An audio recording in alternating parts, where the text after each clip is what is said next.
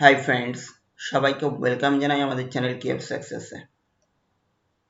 বন্ধুরা, আপনারা যারা বিভিন্ন এক্সামের জন্য প্রস্তুতি নিচ্ছেন, পাশাপাশি যারা প্রাইমারি ইন্টারভিউয়ের জন্য প্রস্তুতি নিচ্ছেন, প্রত্যেকের জন্যই কিন্তু জিকে পোর্শন বলুন কিংবা কারেন্ট অ্যাফেয়ার্স পোর্শন বলুন, এই পোর্শনগুলোতে নিজ জেলা সম্পর্কিত বা পশ্চিমবঙ্গের বিভিন্ন জেলা সম্পর্কিত বিভিন্ন তথ্য জেনে রাখা অবশ্যই প্রয়োজন।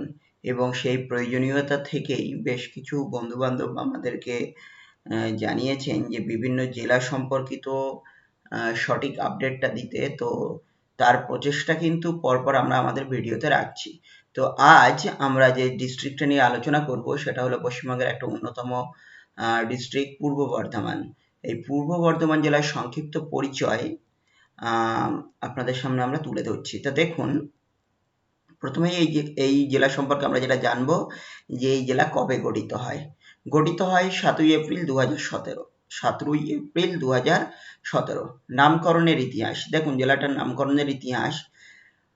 বর্ধমানের ইতিহাস খ্রিস্টপূর্বাব্দ 5000 সাল, অর্থাৎ মেসোলিথিক বা প্রয়াত প্রস্তর যুগ থেকে জানা যায়। অর্থাৎ পূর্ব বর্ধমানের যে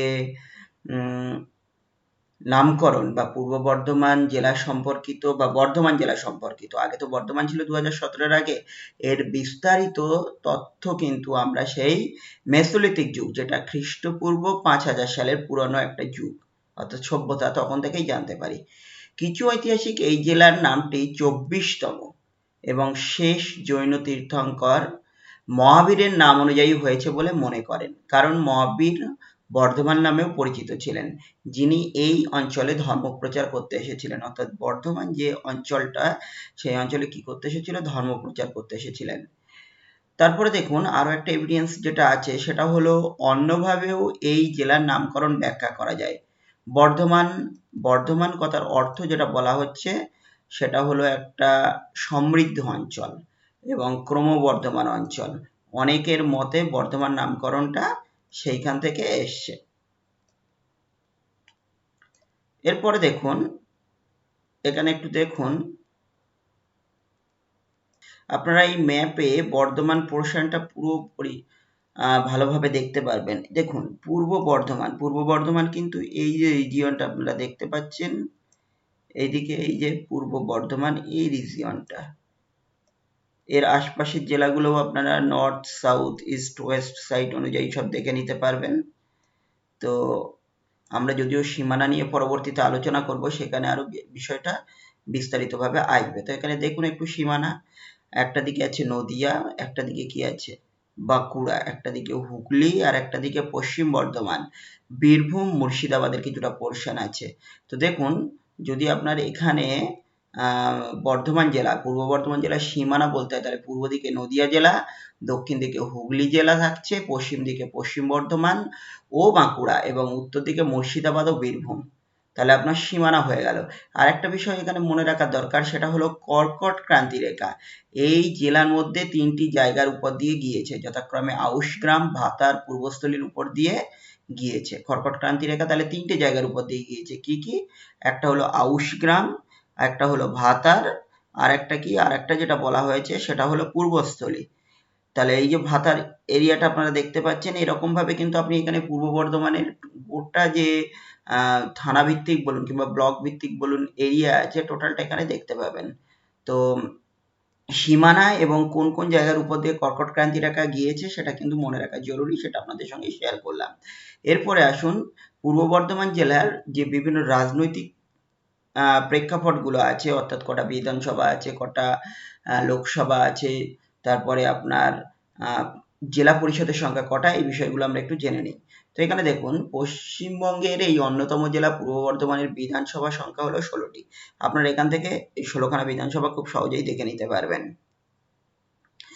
তারপরে দেখুন, আর মহকুমার সংখ্যা 4টি। এই মহকুমা 4টি কি কি? বর্ধমান সদর উত্তর, বর্ধমান সদর দক্ষিণ, কাটোয়া ও কালনা। লোকসভা 4টি, বর্ধমান, দুর্গাপুর, শিল্পাঞ্চল, তারপরে বর্ধমান পূর্ব, বিষ্ণুপুর ও বোলপুর। জেলা পরিষদের সংখ্যা 1টি। আর ব্লকের সংখ্যা কটা আছে? 23টি। থানার সংখ্যা আছে 22টি, পঞ্চায়েতের সংখ্যা আছে 215টি। সদর দপ্তর মনে রাখবেন বর্ধমান শহর। আর বিভাগ, তার মানে এটা কোন বিভাগের মধ্যে পড়ে পশ্চিমবঙ্গের, তো এটা বর্ধমান বিভাগের মধ্যে পড়ে। শিক্ষার হার হলো 74.43%। বর্ধমান, পূর্ব বর্ধমান জেলার শিক্ষার হার হলো 74.43%। আর এই যে সেন্সাসটা বলা হচ্ছে এটা কিন্তু 2011 সাল অনুযায়ী, 2011 সাল অনুযায়ী। এরপরে আসুন, এরপরে আমরা যে বিষয়টা দেখব সেটা হলো সড়ক পথ। এখানে দেখুন বর্ধমান, পূর্ব বর্ধমান জেলার উপর দিয়ে যে সড়ক পথটা গিয়েছে সেটা হলো NH-19, যার পুরো নাম হলো NH2। আর একটা গিয়েছে যেটা, সেটা হলো NH-60, অর্থাৎ ন্যাশনাল হাইওয়ে 19 এবং ন্যাশনাল হাইওয়ে 60, এই দুটো ন্যাশনাল হাইওয়ে কিন্তু সড়ক পথ হিসাবে পূর্ব বর্ধমান জেলার উপর দিয়ে গিয়েছে। আর রেল স্টেশনের নামগুলো একটু মনে রাখবেন: Bardhaman rail junction, Katwa rail station, Memari rail station, তারপরে আম্বিকা কালনা রেল স্টেশন ইত্যাদি। এই যে রেল স্টেশনগুলোর নাম এখানে বললাম, এই রেল স্টেশনগুলো কিন্তু পূর্ব বর্ধমান জেলার উল্লেখযোগ্য রেল স্টেশন। এরপরে আসুন, যে বিষয়টা আমরা জানবো সেটা হলো নদ নদী। নদ নদী হলো আপনার ভাগীরথী প্রধান নদী, এছাড়া অজয় নদী এখানে দেখা যাবে, আর দ্বারকেশ্বর আছে।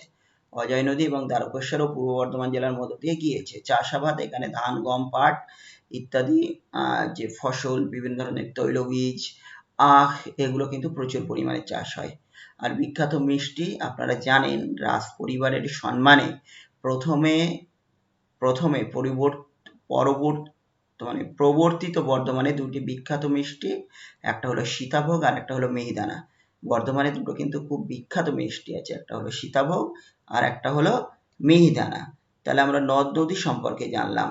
এরপরে যে বিষয়টা আমরা জানবো সেটা হলো উল্লেখযোগ্য শিক্ষা।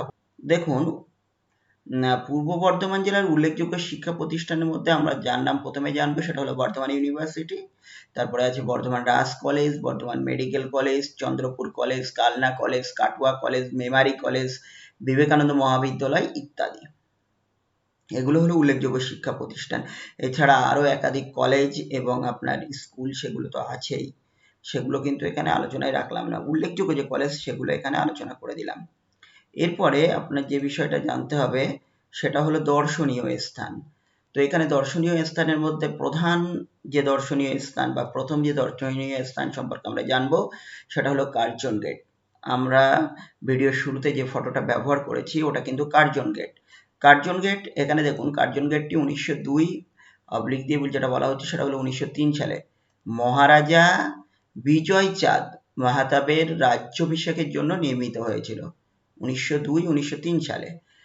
পরবর্তীতে কি হচ্ছে, 1904 সালে লর্ড কার্জন বর্ধমান সফরে ভ্রমণ ও প্রতাপ কার্জন গেট নামে এই গেটটির নাম স্থাপন করেছিলেন। পরবর্তীতে লর্ড কার্জন এই গেটটার নাম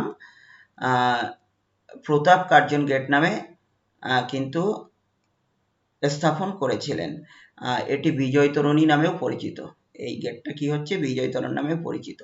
এরপরে আসুন বর্ধমান রাজবাড়ি। বর্ধমান রাজ পরিবারের প্রাসাদ, তারপরে 19 শতকে মহাবত চাঁদ নির্মিত হয়েছিল। যেখানে পূর্ব মোঘল দুর্গ রয়েছে বলে মনে করা হয়। এটিতে এখন বর্ধমান বিশ্ববিদ্যালয়ের প্রশাসনিক অফিস আছে। আপনারা যারা বর্ধমান বিশ্ববিদ্যালয়ের প্রশাসনিক অফিসে গিয়েছেন তারা কিন্তু এটা দেখতে পাবেন। তারপরে আছে কমলাকান্ত কালীবাড়ি। দেখুন, এটি কবি ভক্ত সাধক কমলাকান্তের সাথে জড়িত একটি কালী মন্দির। কমলাকান্ত কালীবাড়িটা কি হচ্ছে, কবি ভক্ত সাধক কমলাকান্তের সাথে জড়িত একটি কালী মন্দির। তাহলে বন্ধুরা, এই সমস্ত ইনফরমেশন গুলো কিন্তু আপনাকে মনে রাখতে হবে। তাহলে দেখুন, আমরা কার্জন গেট, বর্ধমান রাজবাড়ি আর কমলাকান্ত রাজবাড়ি সম্পর্কে জানলাম। এরপরে আমরা আরো কিছু দর্শনীয় স্থান দেখব। তার ভিতরে প্রধান যে দর্শনীয় স্থান সেটা হলো মেঘনাদ সাহা প্ল্যানেটোরিয়াম।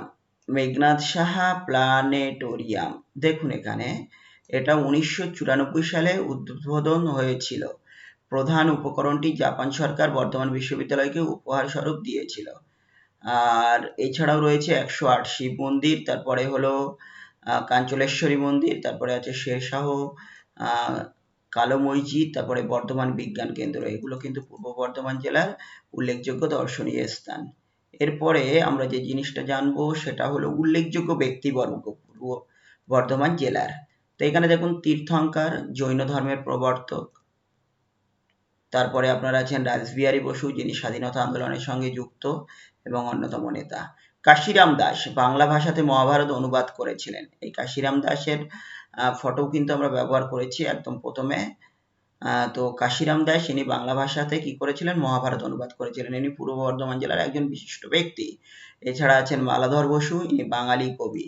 তারপরে আছে কে রুকুন উদ্দিন বারবাক শাহ, তাকে গুণরাজ খান উপাধিতে ভূষিত করেছিলেন। তাহলে রুকুন উদ্দিন বারবাক শাহ দেখুন, এই মালাধর বসু যিনি বাঙালি কবি এনাকে কিন্তু গুণরাজ খান উপাধিতে ভূষিত করেছিলেন।